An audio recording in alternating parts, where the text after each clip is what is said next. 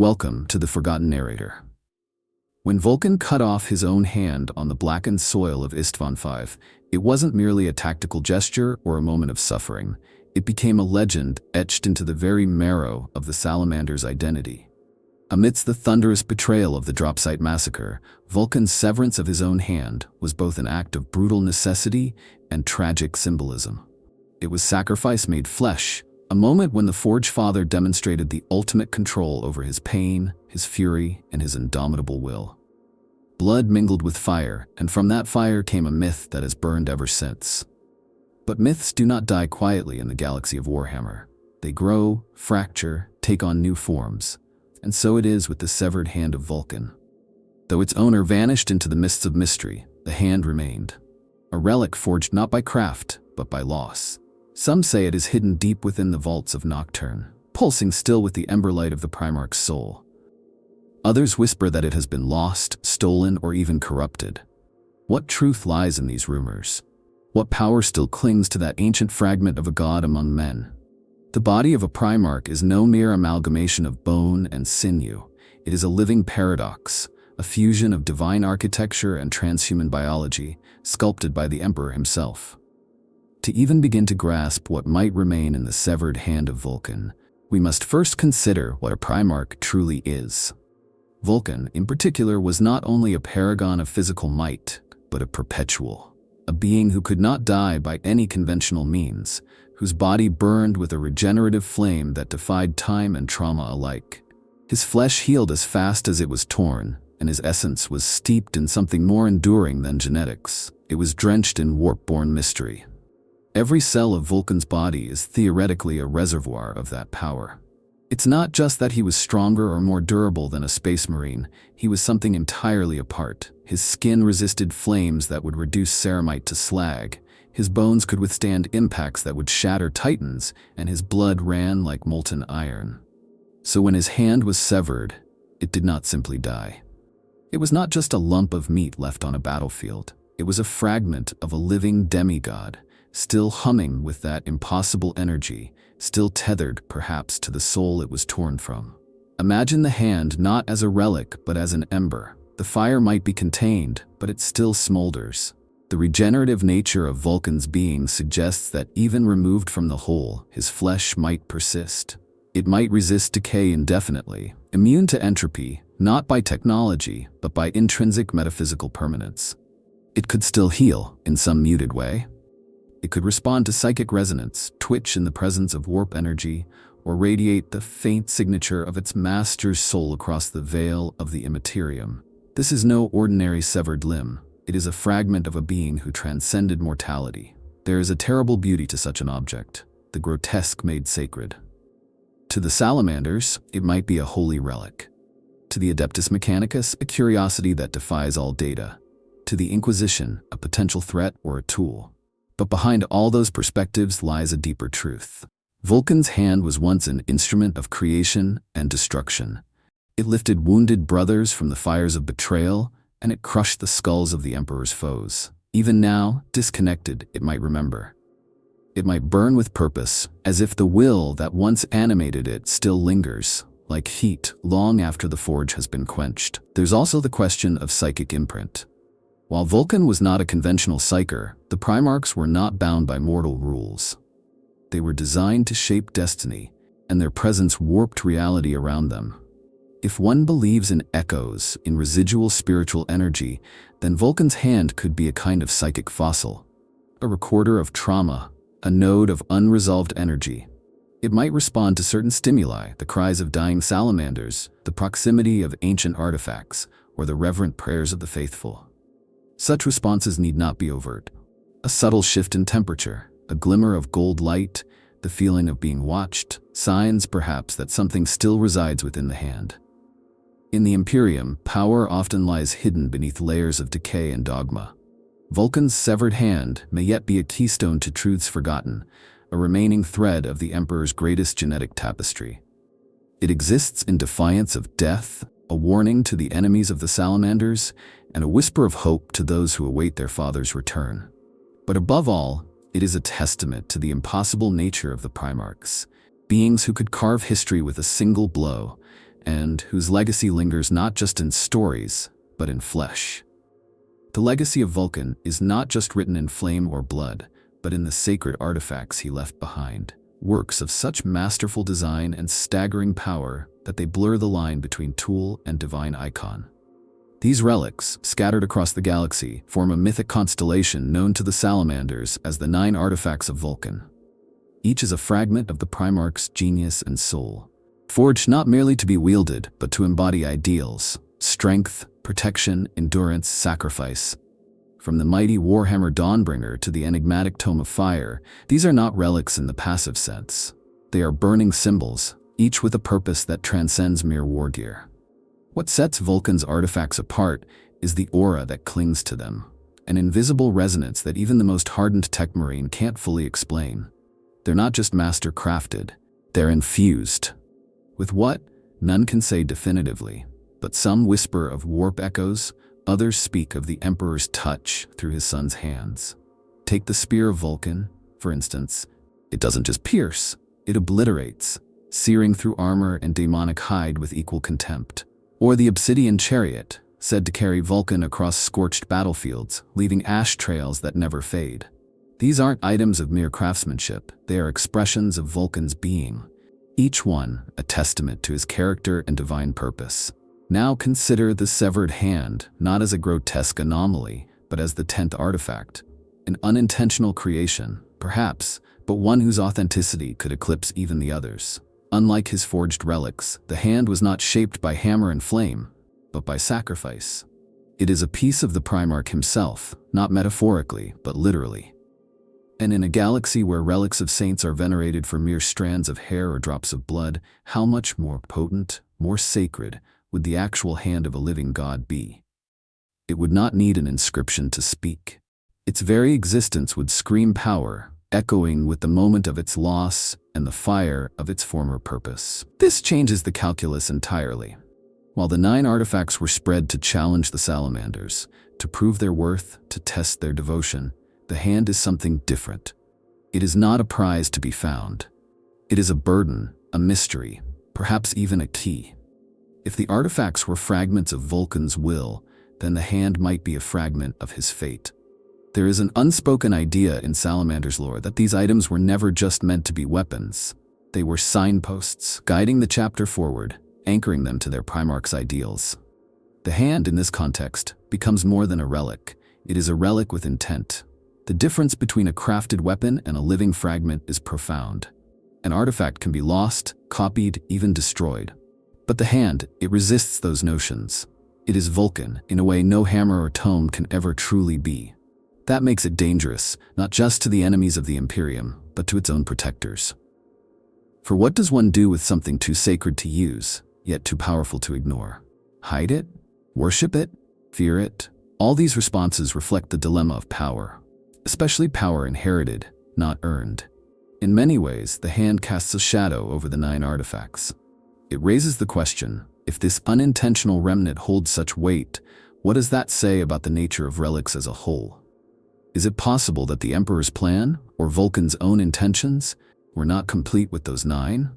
That perhaps the hand was meant to serve as a counterbalance? Or a final lesson?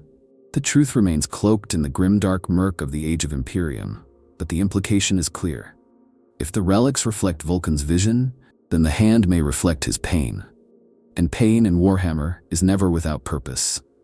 To the Salamanders, Vulkan is not simply a memory or a line in the Imperial archives.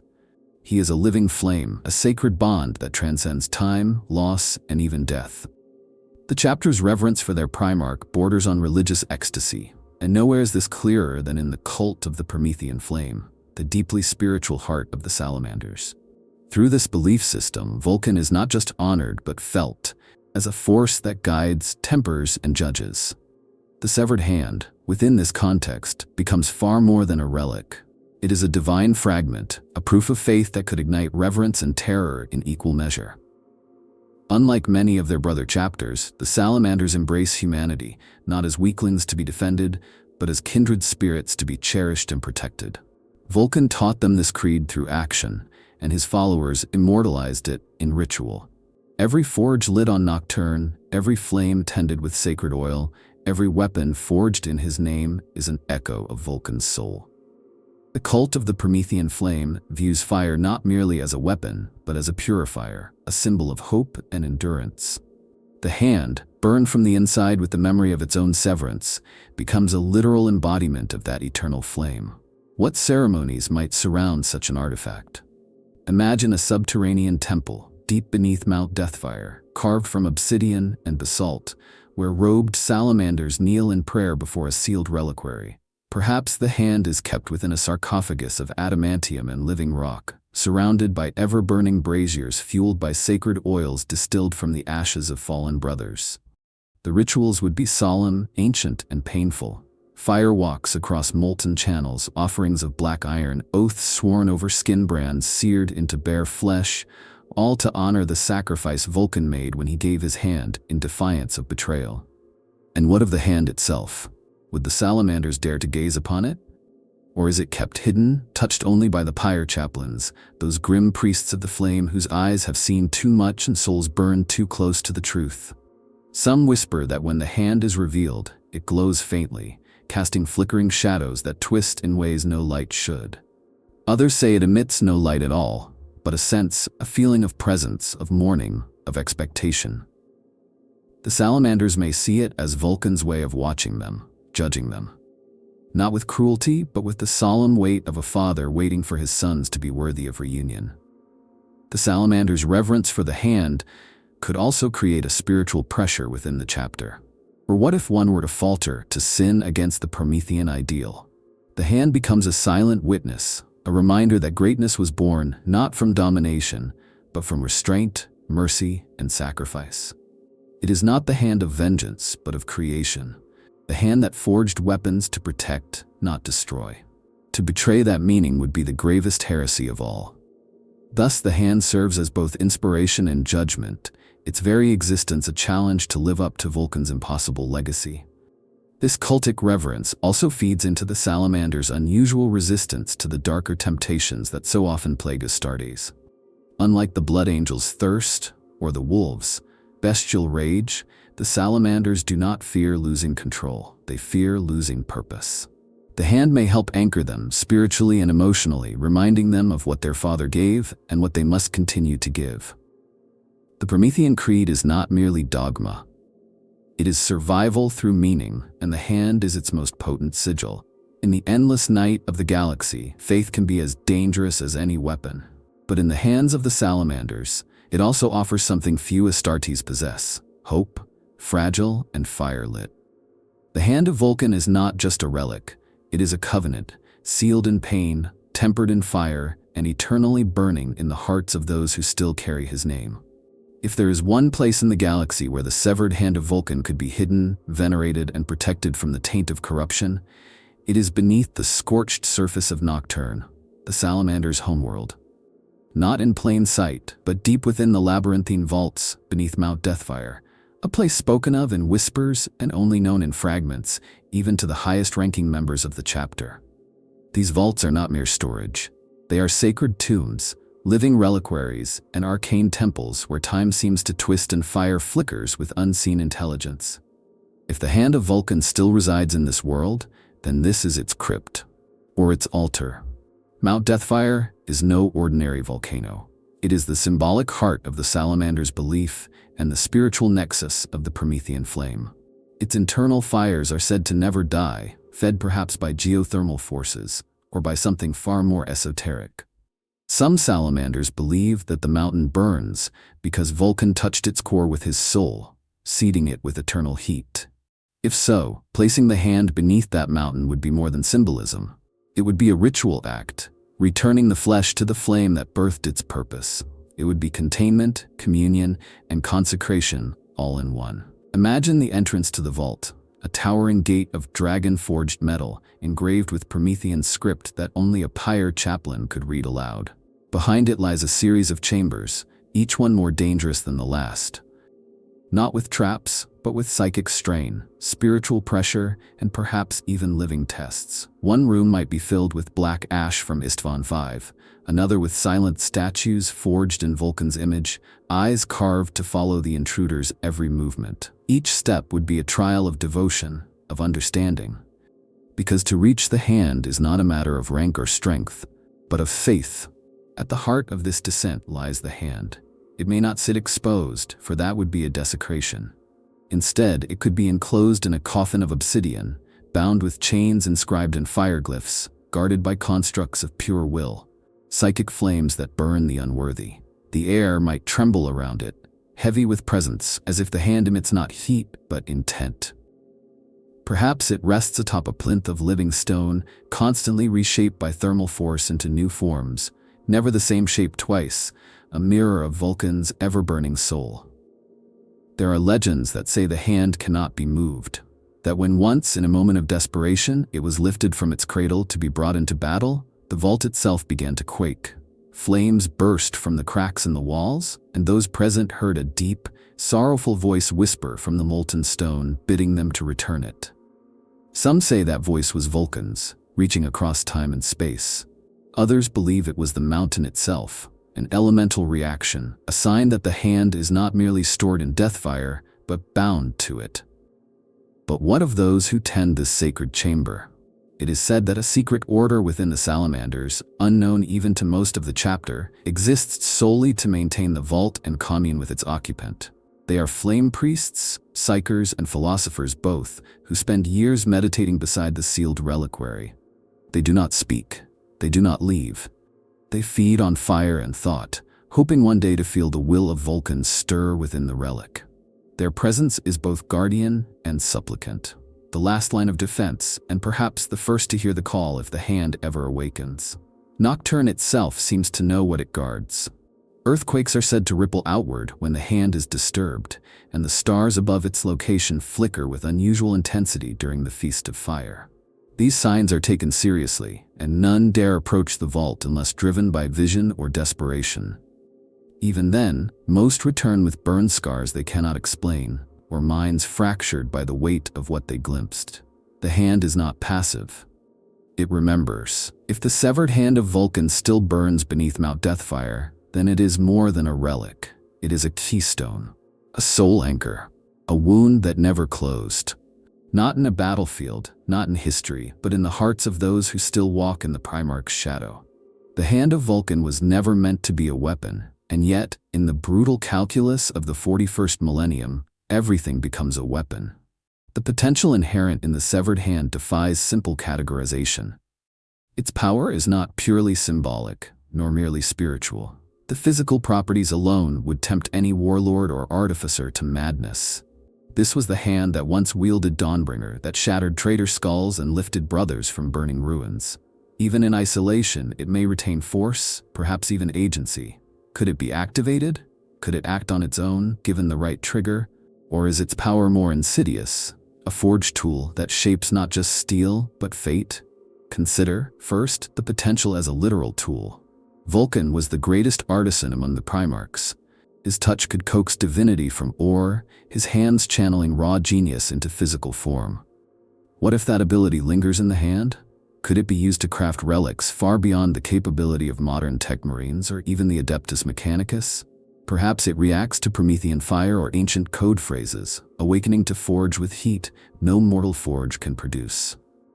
A weapon made in its grip might possess properties akin to the 9 artifacts, but imbued not through effort, but through contact. The idea of a forge hand that shapes miracles is terrifying and awe-inspiring in equal measure. Yet the question of intent is more pressing. Does the hand act as a conduit for Vulkan's will, or is it merely a remnant of his physical form? Some salamanders whisper that it clenched once on its own when enemies of the chapter drew near. Others believe it only acts in the presence of true devotion, a kind of spiritual key that unlocks otherwise inaccessible layers of Promethean knowledge.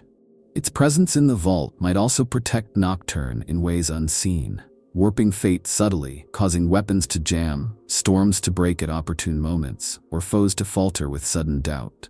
These are not battlefield effects. They are battlefield outcomes, influenced by something deeper. Then comes the concept of psychic resonance. Vulkan was not a psyker in the traditional sense, but primarchs are creatures of the warp, whether they know it or not.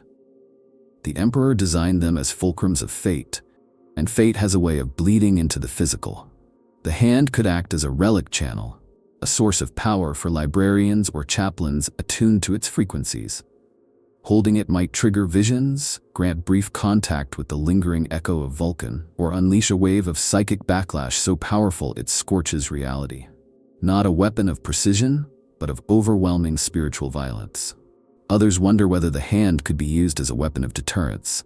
Displayed on the battlefield, it might demoralize the enemies of the Imperium, reminding them that even broken, the primarchs endure. Or still, imagine it falling into the wrong hands.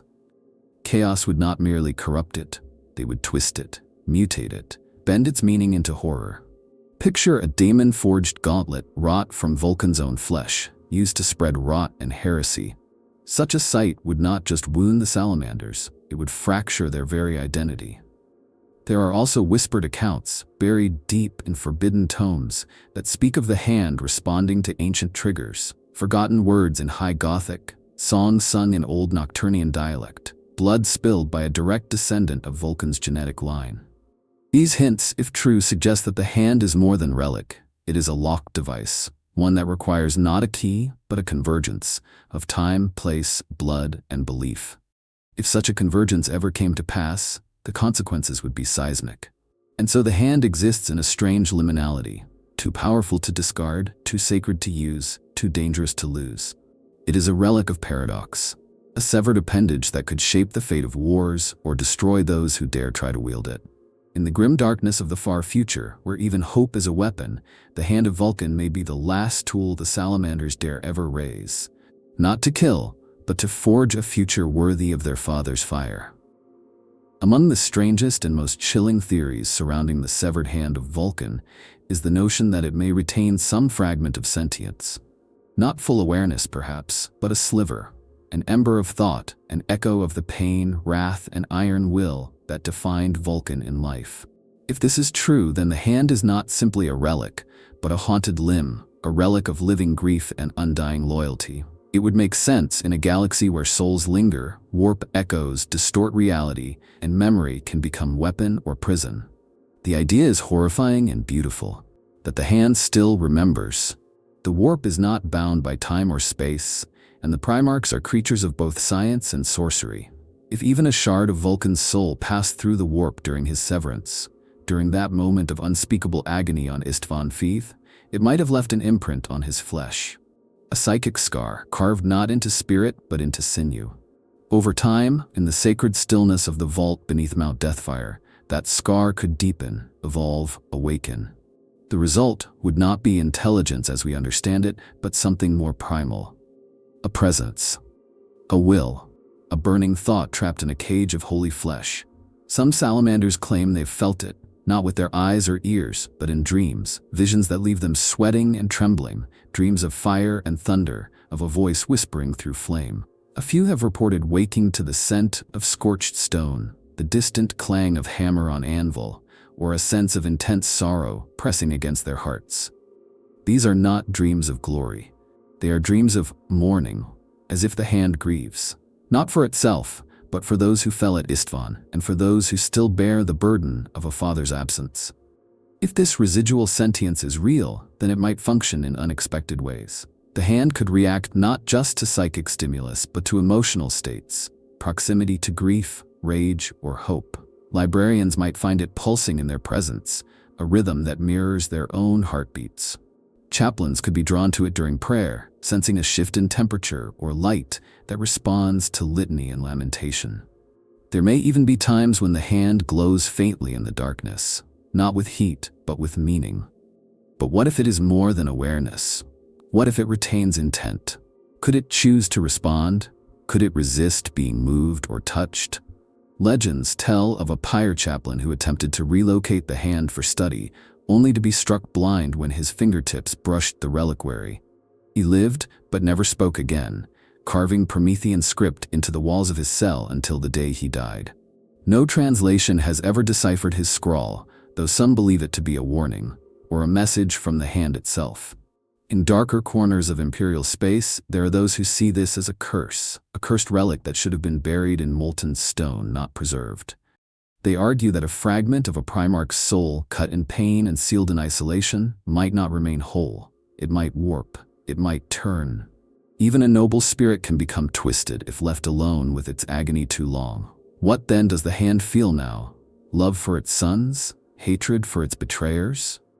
Longing for a body it can no longer rejoin. If the hand yearns, and yearning is a form of power, then what might it one day call to itself?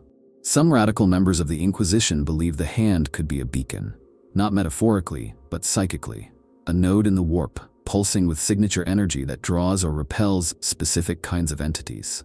Loyalist forces might feel compelled to draw near, their dreams filled with fire. Chaos might be repelled, or worse, fascinated. And Vulkan himself, wherever he is, might be bound to it by unseen ties. If he still lives, could he sense it? Could he return to it? The idea that a severed limb might feel, dream, remember, that it might wait, is haunting.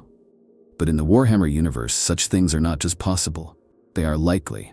The hand may not be conscious, but it is present, like the stillness of a forge before ignition, waiting for fuel, waiting for purpose, waiting perhaps for Vulkan himself.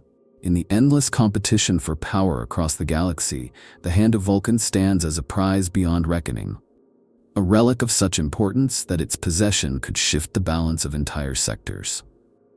Though it is a sacred object to the salamanders, it is also an item of immeasurable value, and in the shadows of the Imperium and beyond, there are many who would stop at nothing to claim it. Whether for reverence, study, exploitation, or corruption, the hand is a beacon. And where beacons shine, hunters gather. The most obvious and immediate contenders would be the Inquisition. Despite their strained relationship with Astartes chapters, the Inquisition's remit includes all relics of significant warp or xeno potential. Some inquisitors would argue that a severed primarch's limb, especially one rumored to retain psychic echoes or regenerative traits, must be secured in the name of the Imperium. Others, more radical, might view it as a possible source of weapons research, or worse, a catalyst for forbidden resurrection experiments. Within the secretive Ordo Chronos, or the tech-obsessed Ordo Machinum, rumors persist of agents who have already attempted to trace the hand's location. Then there are the heretics, the corrupted adepts of the Dark Mechanicum, whose lust for forbidden knowledge burns brighter than any forge. To them, the hand would be more than a relic. It would be a treasure of prelapsarian biology, a specimen not merely of primarch flesh, but of emperor-wrought design. They would dissect it, probe it, and seek to clone or hybridize its essence with demon tech. Some Dark Forge worlds are already rumored to be crafting pseudo-primarch constructs. Imagine the terrible acceleration such projects would gain if they acquired Vulkan's actual tissue. Chaos champions would also covet the hand, but not always for the reasons one might expect. A Chaos Lord might believe the hand to be a totem of power, a cursed charm that would twist his fate toward apotheosis. A sorcerer might seek to corrupt it, to defile the last ember of Vulkan's legacy. And perhaps the most terrifying possibility, that a daemon prince of the warp, aware of the spiritual resonance bound within the hand, might attempt to consume it, not physically but metaphysically, absorbing the lingering echo of Vulkan's soul to mock or empower themselves. In the great game of chaos, even fragments of purity are valuable currency. There are also Xenos factions who might be drawn to such a relic. The Eldar, with their tangled visions of fate, might seek to destroy or hide it, fearing what futures it could awaken. The Dark Eldar would simply desire it as a trophy, a conversation piece in some aristocratic horror gallery.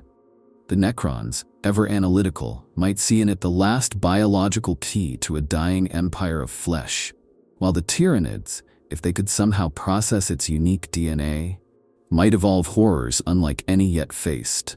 Even the Tau might covet it, if only to understand how one being could inspire such universal reverence and fear. Within the Imperium itself, not all threats are external.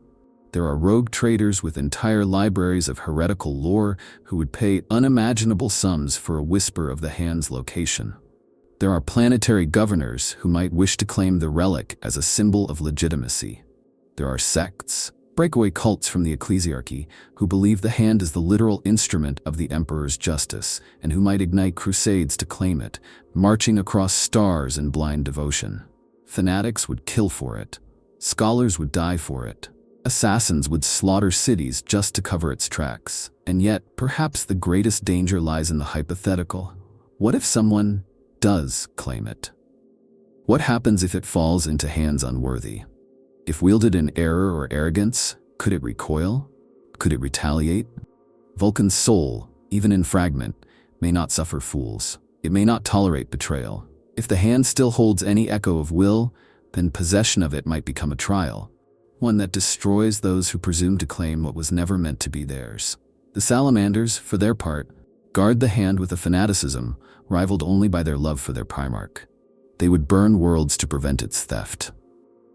They would annihilate brother chapters, slaughter inquisitors, and exile themselves if it meant keeping the hand safe. In their eyes, it is not just a relic, it is their father, and they will not let him be taken. In the cryptic history of the Imperium, there exists a strange reverence for the remains of the mighty, a morbid fascination with body parts of saints, heroes, and demigods that borders on obsession. The Hand of Vulkan, in this sense, joins a grisly pantheon. A relic not alone in its preservation, but perhaps unmatched in its potential. To understand the weight it carries, one must compare it to other remains of the primarchs and their ilk, severed or preserved through death, betrayal, or sacrifice. Consider Ferrus Manus, whose head was taken by Fulgrim during the Dropsite massacre. It became both trophy and tormentor, a bitter memento of brotherhood shattered. Though Ferrus is gone, the reverence the Iron Hands hold for their primarch's physical legacy manifests in machine-like obsession. They seek to embody him through augmentation, through iron, even through pain. Yet, the head itself is never spoken of in their rituals. It is gone, lost to the traitor legions, desecrated. In contrast, Vulkan's hand, while severed in violence, remains in loyalist hands, untainted and sanctified by faith. Or take the blood of Sanguinius, collected drop by drop after his martyrdom at the hands of Horus. Housed in sacred reliquaries, this blood is treated as a literal sacrament, a physical link to a spiritual savior. It grants visions, madness, or divine inspiration. Similarly, Vulkan's hand might inspire hallucinations, psychic resonance, or acts of holy fervor among his sons. Both remnants blur the line between matter and miracle, drawing power not just from biology, but from mythic symbolism. Lorgar's heart, or the notion of it, presents a darker contrast. Some claim it was cut from him in a ritual of apotheosis and offering to chaos. Whether literal or metaphor, the heart represents a turning point, a transition from primarch to demigod. The Hand of Vulkan, then, might be seen as the reverse, a divine fragment retained in mortal space, resisting apotheosis. It is humility made manifest, the cost of loyalty etched into flesh.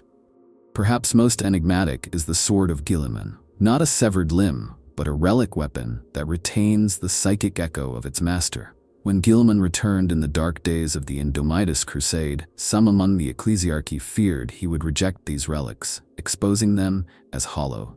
Instead, he acknowledged their symbolic value, even if begrudgingly. What then would he make of the Hand of Vulkan?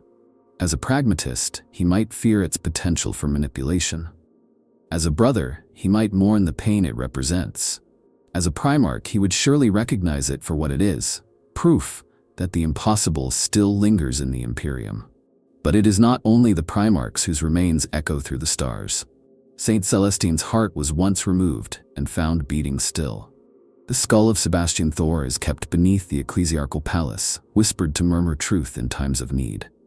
The bones of lost custodians are used to bless Terran temples. In a galaxy where belief shapes reality, these relics function as both symbol and spell, talismans that grant legitimacy, faith, and sometimes power. Compared to all of these, Vulkan's hand stands apart.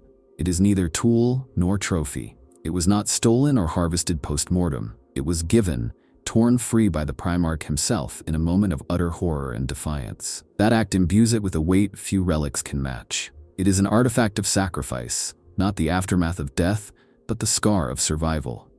Where Ferrus's head and Sanguinius' blood speak to finality, The hand of Vulkan suggests something ongoing, something unresolved, a fragment waiting to rejoin the whole. That idea changes everything, because if the hand is not a memento, but a placeholder, a symbol of what was lost and might one day return, then it is not a static relic. It is dynamic, a thread in the vast tapestry of fate, a node of potential that links past to future. And in Warhammer, where time is fractured and prophecy dances with paradox, that might be the most dangerous quality of all. There is a persistent whisper among the salamanders that in dreams and in moments of deepest meditation, some have glimpsed visions of the hand's true purpose, or of a fate yet to come.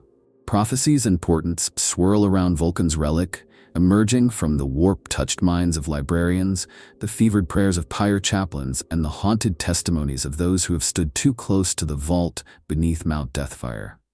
In a galaxy forever teetering on the knife edge between oblivion and miracle, such visions are both balm and burden.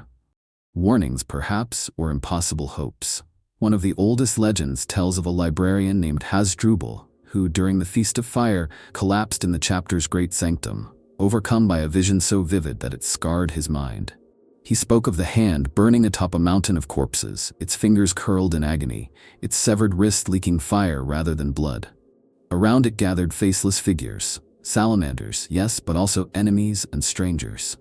All were drawn, not by hatred or greed, but by a yearning, as if the hand called to all who had lost fathers, brothers, or homes. When Residual awoke, his left hand was blackened as if scorched. He never used it again, but swore he could still feel the heat. Other prophecies are stranger still. There are tales of the hand rejoining its body, of a lost son returning, whole, to lead his kin through a final night of fire. Some texts hint at resurrection, that the hand is the missing piece in a ritual of rebirth.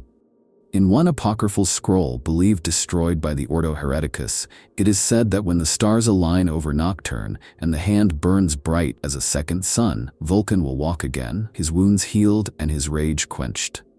These dreams often inspire hope, but they carry terror too, for who can say whether the return would bring salvation or ruin?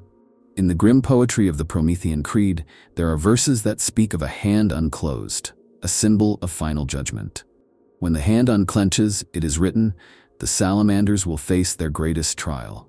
Is this a metaphor for unity? For a civil war within the chapter? For the death of hope itself? No one can say. Yet these lines are chanted every year, as if repetition alone could hold back whatever doom they foresee. There are also stories of warriors returning from the brink of death, claiming to have seen the hand in their dying moments, beckoning them to stand, to fight on, to endure. It is never a gesture of surrender, always of persistence. Some visions verge on the heretical. Certain radical sects within the chapter believe that the hand is not a promise of return, but a threat, that if ever removed from its resting place, disaster would follow, not only for the salamanders but for all of Nocturne, perhaps even the Imperium itself. In their view, the hand is a sealed gate, and what lies beyond is not their father, but something far more ancient and hungry. These warnings are buried, suppressed by chaplains who fear their power, yet they persist in the private journals and half-mad ramblings of those touched by prophecy. And still, there is hope.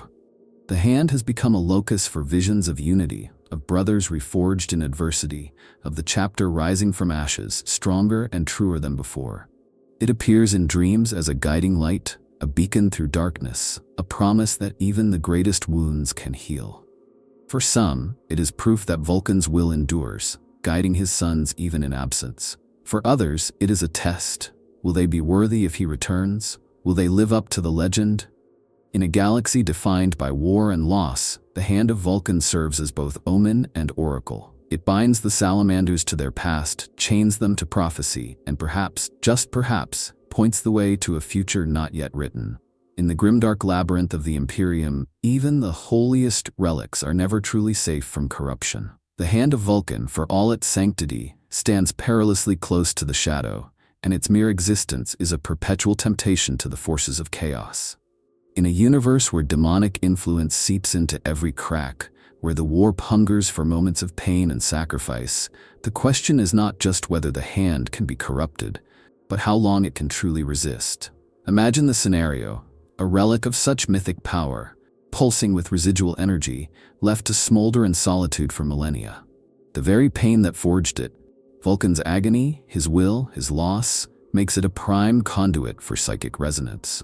And pain is a currency the warp values dearly. The risk is not simply that a chaos sorcerer might seize the hand and taint it through direct ritual. The greater danger lies in subtlety, in warp echoes that twist meaning, in slow corruption that enters through dreams, doubts, and desperate prayers. A relic as potent as the hand could become a seed, one that, if left unchecked, might birth something abominable. Throughout Imperial history, there are tales of other relics turned to darkness. The sword of St. Lystra, once a beacon of hope, became a cursed blade when used in an act of betrayal. The bones of a revered confessor were found to grant unnatural strength to cultists, their faith inverted and weaponized. These stories serve as warnings. Even the greatest treasures can become poison. The Hand of Vulkan is no exception. Imagine it falling into the clutches of the Word-bearers, or the Thousand Suns, its latent power bent to open warp rifts or forge demonic weapons. Worse, imagine it remaining in loyalist hands, its corruption unnoticed until it warps those who serve it, a silent contagion of despair or fanaticism spreading through the chapter. Yet the salamanders do not fear corruption lightly. Their faith in Vulkan is a shield, and their rituals are designed to purify, to ward, to remember. The vault beneath Mount Deathfire is layered with wards against psychic intrusion, its walls soaked in sacred oils and inscribed with Promethean scripture. Chaplains stand vigil, their prayers burning like a firewall against the enemy unseen. But faith, in the end, is not always enough. There are always cracks. There are always moments of doubt. The hand, if it does possess residual sentience, might itself become a battlefield, a locus for internal struggle, a beacon that draws the attention of hungry eyes from the warp. The ultimate horror is not that the hand would simply be destroyed or corrupted in the mundane sense. It is that its very purpose might be inverted. The hand, symbol of sacrifice and hope, could become a hand of vengeance, a fist of chaos. The flames of Prometheus turn to warp fire. Those who once knelt before it might find themselves shackled by it instead. Their prayers answered with whispers not of their father, but of things older and crueler.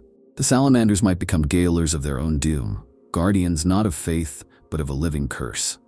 Even so, some among the Inquisition argue that destruction is the only safe course. Better to cast the hand into the heart of a dying star, or atomize it in a cyclonic barrage, than to risk its perversion. But faith is stubborn, and legend, once born, is hard to kill. The salamanders would fight to the death to preserve it. They would suffer madness, exile, even civil war before relinquishing what they believed to be the last ember of their father's will. This is the paradox of relics in the Age of Imperium. The greater the hope, the deeper the shadow it casts. The Hand of Vulkan, pure as it may be now, is never more than a heartbeat away from damnation. Its guardians know this. They guard not just against thieves, but against the insidious entropy of faith itself. For in Warhammer, hope and corruption are twins, bound by the wounds of history and the fires of belief. The legend of Vulkan's return is the deepest hope at the core of Salamander's faith, a prophecy whispered in fire-lit chambers and encoded in the oldest litanies. For 10,000 years, the Salamanders have waited for their father to reappear, to heal the wounds of Istvaan, to lead them from darkness into the dawn of a new age. But amid all the relics, omens, and half-remembered visions, one question burns brighter than all the rest. Does the hand hold the key to Vulkan's resurrection? Or is it a false hope, a comfort in the long night of the Imperium? There are some within the chapter who believe the hand is an anchor, a piece of the primarch's soul tethered to reality. As long as it endures, so does the chance for Vulkan's return. In secret conclaves beneath Mount Deathfire, chaplains and librarians gather to ponder ancient texts, seeking patterns in the warp and in fate.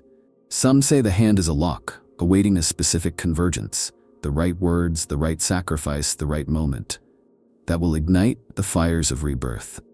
There are stories, half-hushed, of the hand moving in its reliquary, flexing as if gripped by a distant will. If true, these are signs of a link not yet broken. And yet, for every voice of hope, there is one of caution. The hand could just as easily be a symbol of finality, the last remnant of a god who is never coming home. The idea of resurrection is powerful, but also perilous. False hope has been the undoing of chapters before. To wait for salvation, some argue, is to risk stagnation, to become guardians of ashes rather than bearers of flame. The salamander's greatest strength has always been their ability to endure, to fight on regardless of despair. Relying on the hand as a miracle could become a spiritual crutch, an excuse for inaction. Still, there are phenomena that defy explanation. The salamanders recount tales of warriors mortally wounded, only to rise again for a final act of heroism, their eyes glowing with an inner fire. Medics claim to have seen wounds heal faster in the presence of the hand's relic case. There are rare, harrowing moments when the vault itself shakes, when Nocturne's volcanoes erupt without warning, or when a pyre's flames burn emerald for days.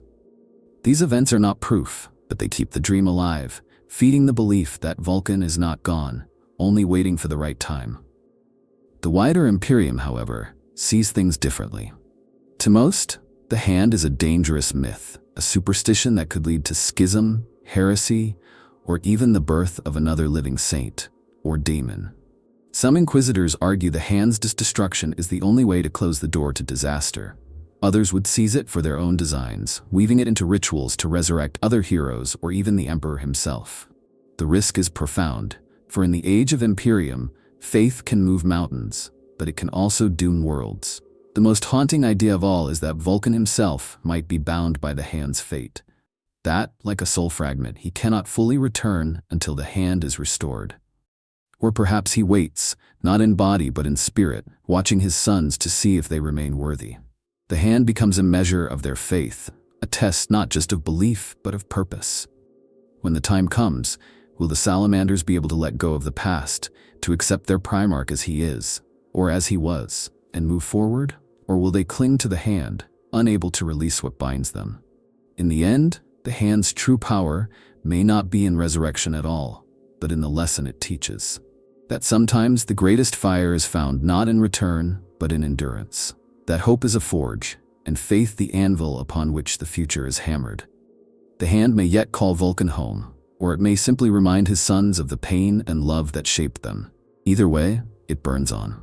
A severed hand should be a symbol of defeat, of loss, pain, and irreparable wounding. Yet, in the case of Vulkan's hand, the narrative is defied and rewritten.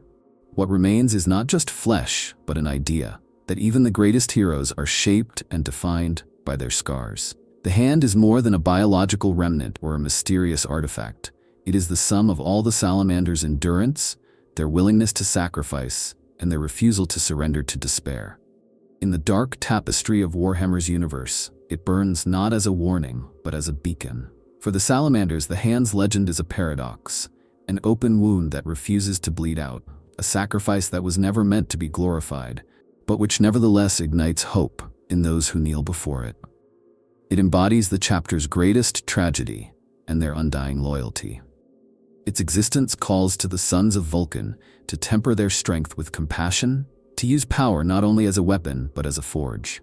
Every act of mercy, every defense of the weak, every oath sworn over sacred fire is a tribute to the hand's enduring meaning.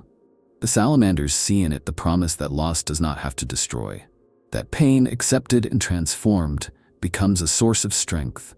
Yet the hand is also a warning to the wider Imperium.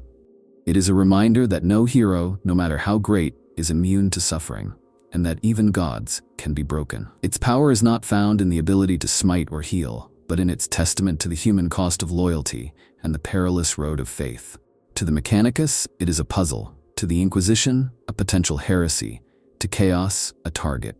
But to billions across the stars, the hand is a myth. It is hope carved from flesh and memory.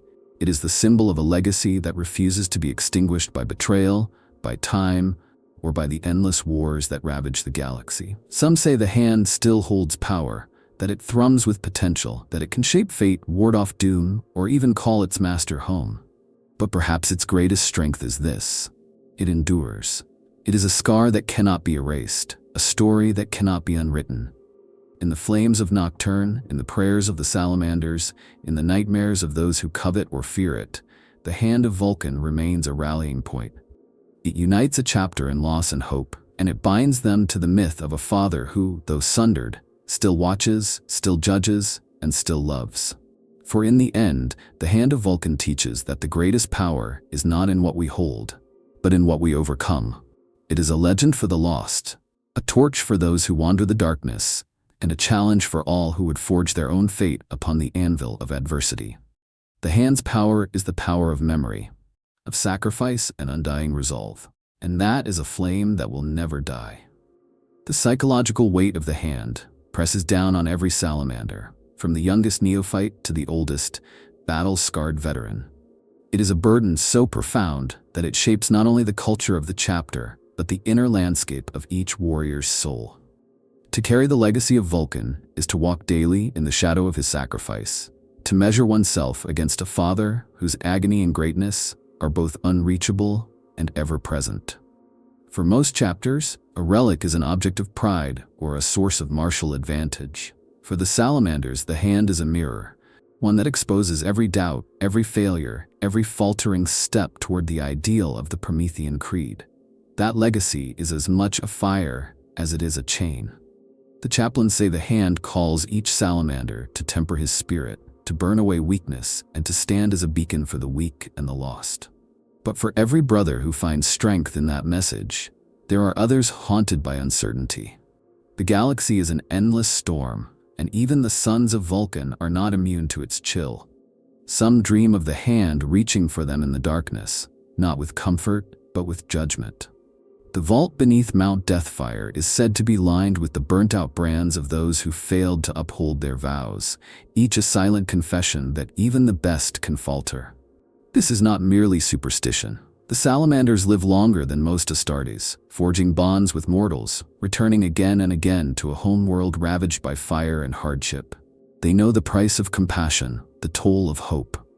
The hand, in all its mystery, becomes an arbiter of self-worth, a judge whose gaze cannot be escaped. For some, it is motivation, the ever-present need to prove themselves worthy, to endure, to protect, to rise above mere brutality, and embody Vulkan's vision of strength through mercy. For others, it is a source of quiet desperation, a voice that whispers of inadequacy and the impossibility of living up to the example set by a primarch who was, in every sense, more than human. This tension runs through the chapter like a hidden fault line. It appears in their rituals, the long, silent vigils before the hand's reliquary, the solitary walks into Nocturne's wastelands, the scars worn not as trophies, but as reminders of what has been lost and what must never be forgotten. The chaplains, for all their stoic wisdom, carry it too. Their prayers are laced with longing and regret, as if begging forgiveness, not just for their own failures, but for the failings of all who have fallen short of the hand's impossible expectations. There is a quiet tragedy in this. The salamanders are famed for their resilience, their unyielding will, yet that very endurance is forged in sorrow. The hand does not let them forget the pain of Istvaan, or the hundreds of worlds they could not save. Each time a brother dies, the flames of mourning are not only for the lost, but for the piece of Vulkan's dream that dies with them. The psychological scars are seldom spoken aloud. Instead, they are branded on the heart, carried in silence, fueling both acts of heroism and moments of crippling doubt. The hand also casts its influence on leadership.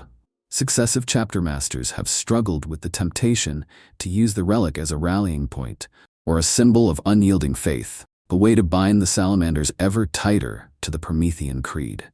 Yet they know that too much reverence risks idolatry, and too much focus on loss can breed despair. In the darkest hours, some leaders have considered sealing the hand away forever, or even destroying it, to free their brothers from the shadow it casts. But such thoughts are themselves a kind of heresy, an acknowledgement that the line between inspiration and torment is razor thin. For the common people of Nocturne, the hand is both legend and warning. Parents tell their children stories of the hand's fiery judgment, of warriors who let their faith waver and were found wanting. Blacksmiths and artisans forged tokens in its image, worn not as charms against misfortune, but as reminders to strive, to endure, to be worthy of sacrifice.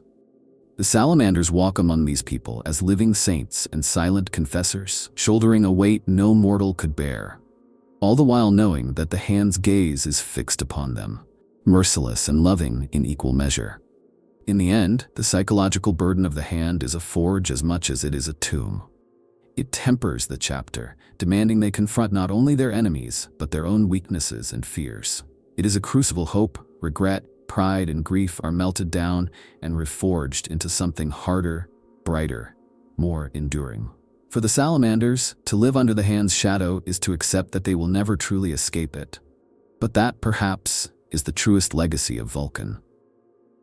That the greatest strength is not to be free of doubt, but to burn on in spite of it, carrying the fire even when the weight seems impossible.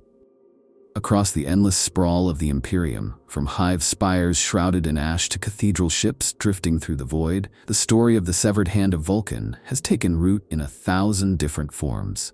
Its legend transcends the boundaries of chapter and creed, echoing not just through the halls of the salamanders, but through the prayers of civilians, the doctrines of rival chapters, and the superstitious dread of worlds that will never know the fire of Nocturne.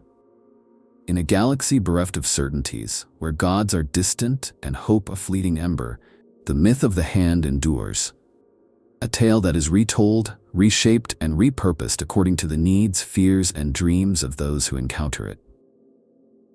To the common citizen of the Imperium, Vulkan's hand is a symbol glimpsed in fragments, a mural painted in a manufactorum chapel, a half-remembered fireside story, the warning etched on a shrine at the edge of a mining pit. The details are distorted by distance and ignorance. Some say it grants blessings to those who suffer without complaint. Others warn it will visit fiery judgment upon the prideful. On worlds where the Emperor is worshipped as a distant god, Vulkan's sacrifice is recast as a saint's miracle. In the nightmares of penal colony inmates, the hand is a flaming fist reaching up from the depths to drag sinners into the pyres below. To the innocent, it is a protective talisman. To the guilty, a shadow that cannot be outrun. Amongst the Adeptus Mechanicus, the legend of the hand is debated with fervor and suspicion. Tech priests argue late into the night whether the relic is an example of lost human potential, a node of biologic perfection that could unlock the Emperor's own mysteries. Some view it as a threat to the orthodoxy of the machine god, a blasphemous reminder that flesh, when sanctified, can outlast steel. Rogue elements within the Mechanicum would do anything to study even a tissue sample, seeing in it the chance to leapfrog millennia of genetic stagnation. The hand's existence has inspired secret treatises, forbidden research, and the founding of cults obsessed with achieving Promethean ascension, the blending of sacrifice, faith, and physical perfection. For these heretics, the hand is the Rosetta Stone of a new age, a relic both feared and venerated. For other chapters of Adeptus Astartes, the hand provokes mixed feelings. The Stoic imperial fists speak of it in tones of respect, seeing in Vulkan's sacrifice a reflection of their own primarch's self-denial and endurance. The Blood Angels, haunted by visions and the madness of their gene curse, sometimes view the hand as a tragic warning, a physical testament to the cost of faith and a reminder of how close even demigods can come to oblivion. In whispered moments between campaigns, veterans of the Raven Guard or Iron Hands might debate the legend, some dismissing it as salamander superstition, others secretly envying the mythic unity it provides their green-armored cousins. Even the Ultramarines, arch-pragmatists of the Imperium, cannot wholly ignore the ripple of awe the legend sends through their ranks. For if the hand truly holds the ember of Vulkan's will, what does that say about the fate of all the lost primarchs and the hope of their return? In the rare and perilous gatherings of the Inquisition, the hand is a subject of endless debate and dread. Ordo Hereticus sees it as a potential catalyst for cultic uprising or heresy, a focus for revolutionary fervor on worlds where faith outweighs reason. Ordo Xenos theorizes about its resonance in the warp and its value to alien collectors. Ordo Malleus, tasked with hunting the demonic, regards the hand as both a weapon and a potential gateway, its psychic scars an unpredictable variable in the wars to come. Throughout these circles, the hand's myth is not just a curiosity but a factor in real strategic calculations. Entire campaigns have been waged, covert and bloody, to confirm or deny rumors of its movement. Beyond the Imperium's institutions, the myth seeps into the very soul of the species. For the downtrodden, the hand is a dream of hope, a promise that even in loss, something beautiful and powerful may endure. On war-torn worlds where all seems lost, resistance fighters pass talismans and chant litanies to the hand, invoking Vulkan's sacrifice as both a shield and a rallying cry. For others, the hand is a cosmic joke, a cruel reminder that the universe takes as much as it gives. In the eyes of traitors, it is a target, a thing to be corrupted or destroyed, a symbol of hope that must be extinguished. Yet, for all its complexity, the legend of the severed hand remains stubbornly alive. Its meaning shifts with every retelling, but at its core lies the truth of Warhammer itself. That even when broken, even when severed from what once gave us strength, we are not powerless. The hand is what we make of it, salvation or curse, myth or warning, spark or ash. It is a mirror in which the Imperium sees itself, wounded, haunted, but never truly defeated. The true power of Vulkan's hand, then, is not only in what it was or even what it is, but in the endless human need to forge meaning from suffering. Across the Imperium, the story will be retold 1,000,000 times more, burning brighter each time it passes through the lips of the desperate, the hopeful, and the faithful. In that sense, the hand's legend is immortal, and its grip on the hearts of the galaxy will never be broken. If you enjoyed this deep dive into the lore and legend of Vulkan's severed hand, and you want more journeys through the myths and mysteries of Warhammer 40k, make sure to subscribe, like, and let us know in the comments what relic, primarch, or dark secret you want to see next. Your support helps keep the fire burning in the heart of the grimdark. Until next time, remember, in the far future, hope is forged, not found.